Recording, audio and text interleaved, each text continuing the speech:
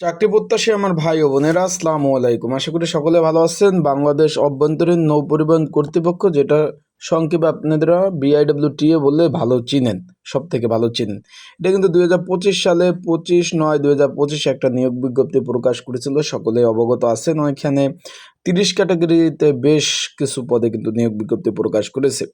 এর মধ্যে বেশ কিছু পদের কিন্তু পরীক্ষার সময়সূচি প্রকাশ করেছে। এর মধ্যে এই যে নিম্নমান সহকারী 20টি শূন্যপদ, এখানে 16তম গ্রেডের এটারও কিন্তু পরীক্ষার সময়সূচি প্রকাশ করে দিয়েছে। আশা করি বিষয়টা বুঝতে পারছেন।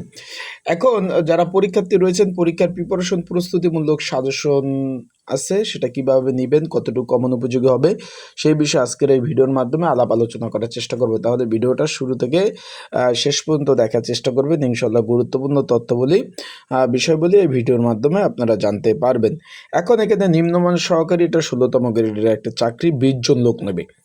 বিষয়টা বুঝতে পারছেন ভাই। আবেদন কিন্তু পড়ছে এখানে 12,604 আবেদন পড়ছে। তার মানে একটা পদের বিপরীতে অ্যাভারেজ প্রায় 500-র কাছাকাছি পরীক্ষা অংশগ্রহণ করবেন। পরীক্ষা হবে 8/5/2026 রোজ শুক্রবার বিকাল 3টা থেকে 4টা পর্যন্ত কিন্তু পরীক্ষা অনুষ্ঠিত হবে। বিষয়টা আশা করি বুঝতে পারছেন। এখন মোট 4টা স্কুল অ্যান্ড কলেজে পরীক্ষা হবে। তার আগে বলে দেয়, যারা এই নিম্নমান সহকারী পদের পরীক্ষার্থী রয়েছেন, পরীক্ষার প্রিপারেশন প্রস্তুতিমূলক সাজেশন রয়েছে। স্ক্রিনের উপর হোয়াটসঅ্যাপ নাম্বার রয়েছে, ডিসক্রিপশন বক্সে নাম্বার রয়েছে, পিন কমেন্টে নাম্বার রয়েছে।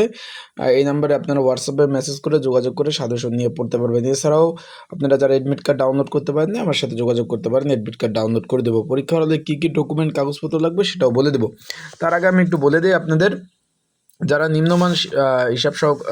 নিম্নমান সহকারী পদে পরীক্ষার্থী, তাদের পরীক্ষা হবে 4টা স্কুল অ্যান্ড কলেজে। Siddheshwari girls school and college, যেটা মগবাজার অবস্থিত, এখানে পরীক্ষার্থী হলো 4,000।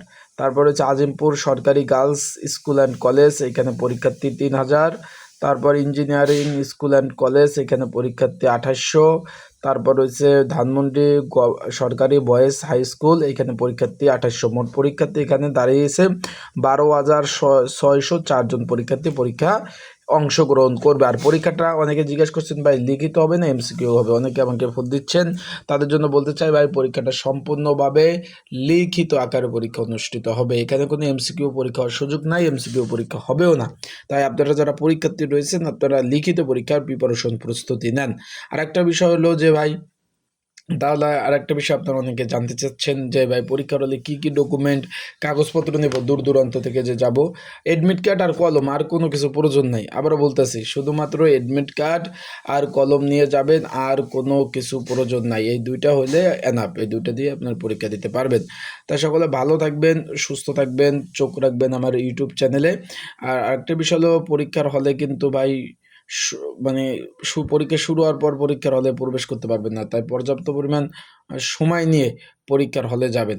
তাই ভালো থাকবেন, সুস্থ থাকবেন, চোখ রাখবেন আমার ইউটিউব চ্যানেলে। আসসালামু আলাইকুম।